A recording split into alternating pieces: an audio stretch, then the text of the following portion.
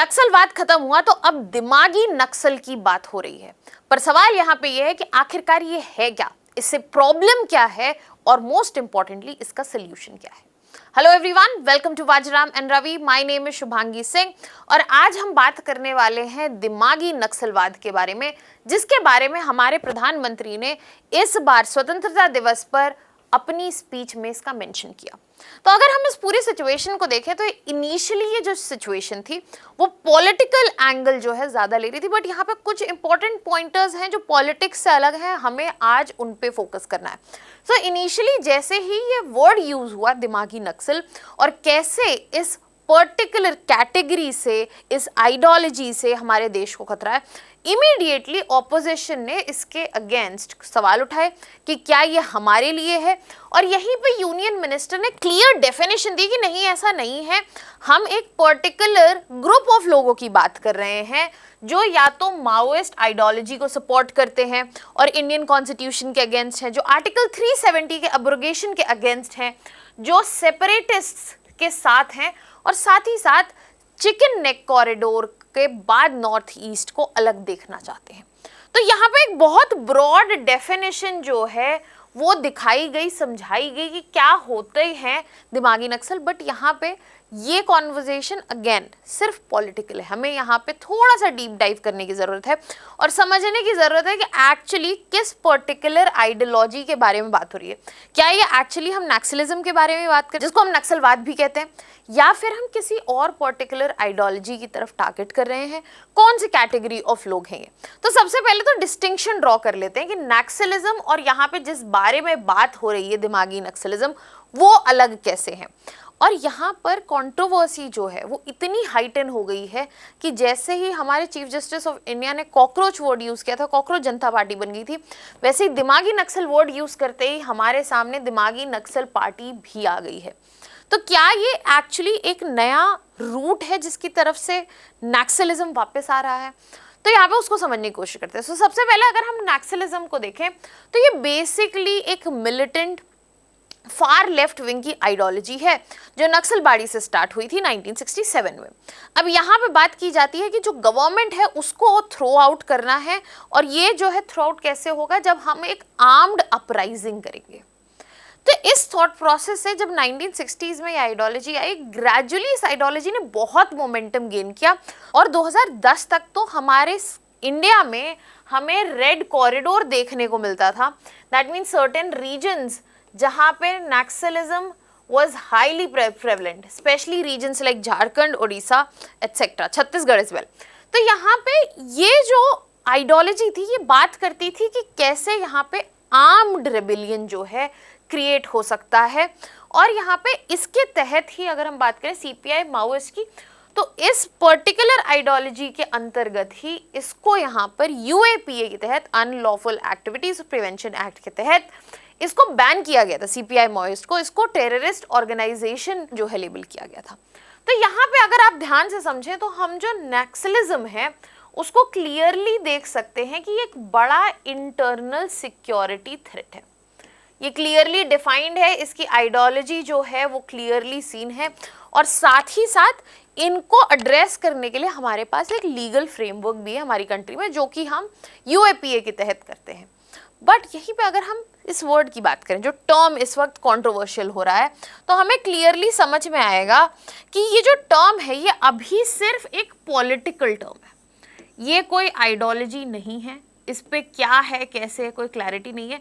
यहाँ पे कोई भी कैसी भी नई डेफिनेशन जो है इसके तहत दे सकता है, जैसे कि हमारे यूनियन मिनिस्टर ने बताया कि दिमागी नक्सल का मतलब ये है।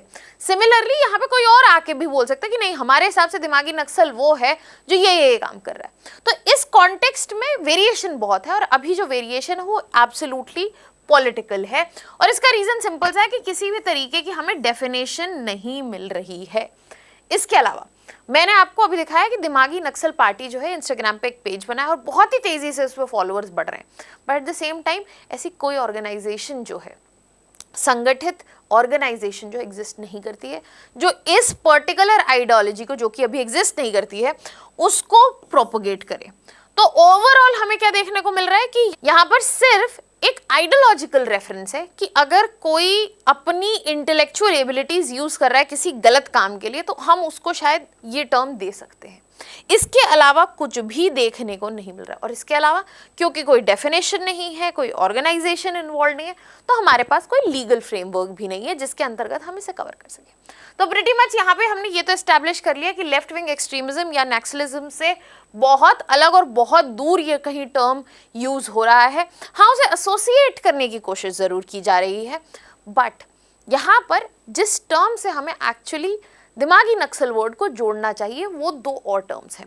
यहाँ पे दो टर्म्स के बारे में बात करना चाहती हूँ। पहला इंटेलेक्चुअल नक्सलिज्म, बिल्कुल क्लोज है उससे। दूसरा अर्बन नक्सलिज्म।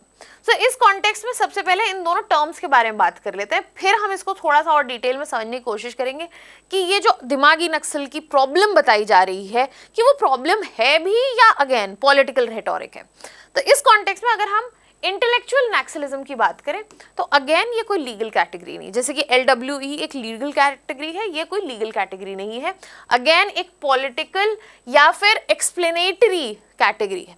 बट यहाँ पे क्या कहा जाता है कि ये वो लोगों की कैटेगरी है जो थॉट्स में, आइडियाज में माओइस्ट, नक्सलिस्ट आइडियोलॉजीज को सपोर्ट करते हैं, उनके साथ उनको समर्थन रखते हैं, मानसिक रूप से उनके साथ खड़े होते हैं। हो सकता है एक्शन में पार्ट ना लेते हो बट आइडियोलॉजिकली वहीं पे है eight the same time. But जब हम अर्बन नक्सलिज्म की बात करें तो urban Naxalism is more action oriented, इसीलिए प्रॉपर डेफिनेशन भी यहाँ पे एक इंपॉर्टेंट फैक्टर हो जाती है जो कि क्लियरली डिफाइंड है। अर्बन नक्सलिज्म की अगर आप बात कर रहे हैं तो ये एक प्रॉपर एस्टैब्लिश सिस्टम है जहाँ पे ये माओइस्ट एजेंसीज जो हैं, नक्सलिस्ट एजेंसीज जो हैं, वो क्रिएट करती हैं अपना एक अर्बन सपोर्ट इकोसिस्टम। आपने देखा होगा नक्सलिस्ट ऑर्गेनाइजेशन जो है वो मोस्टली बहुत अंडर डेवलप्ड एरियाज में गुरिल्ला वॉरफेयर में इन्वॉल्व है, बट आइडियोलॉजिकल सपोर्ट के लिए, लॉजिस्टिकल सपोर्ट के लिए उन्होंने एक अच्छा खासा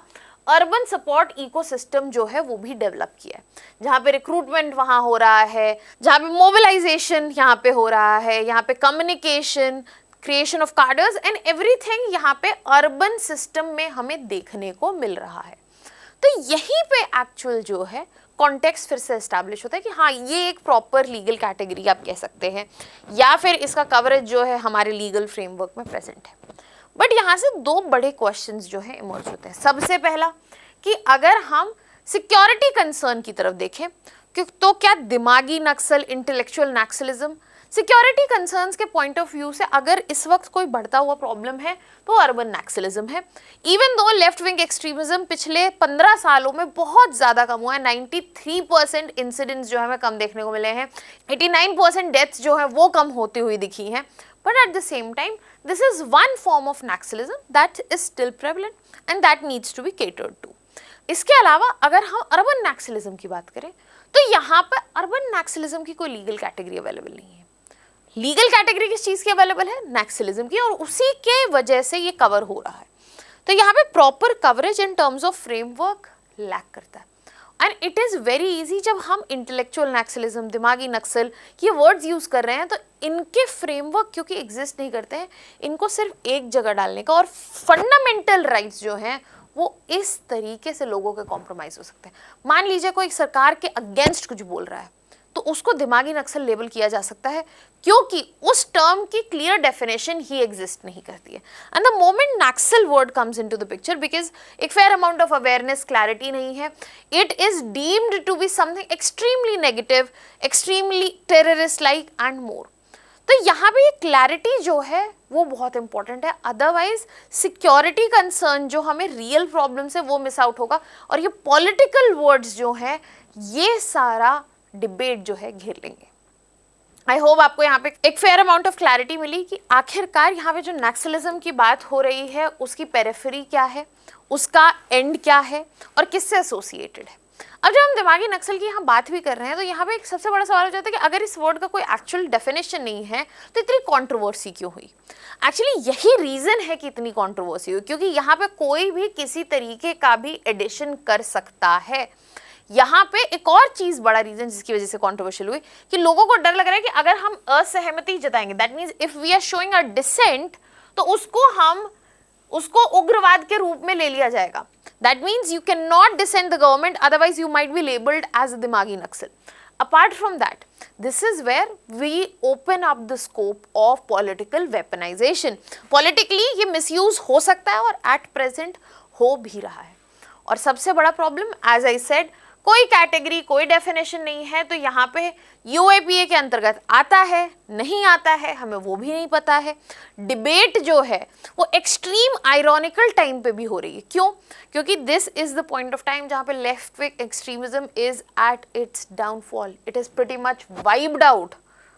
बट हमें अभी नए नए वर्ड्स, नए नए इश्यूज, एक्चुअल जो रियल इश्यूज हैं उनके बजाय इन सब की बात की जा रही है.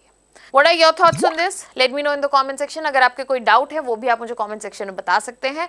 That was all from my side. Thank you so much.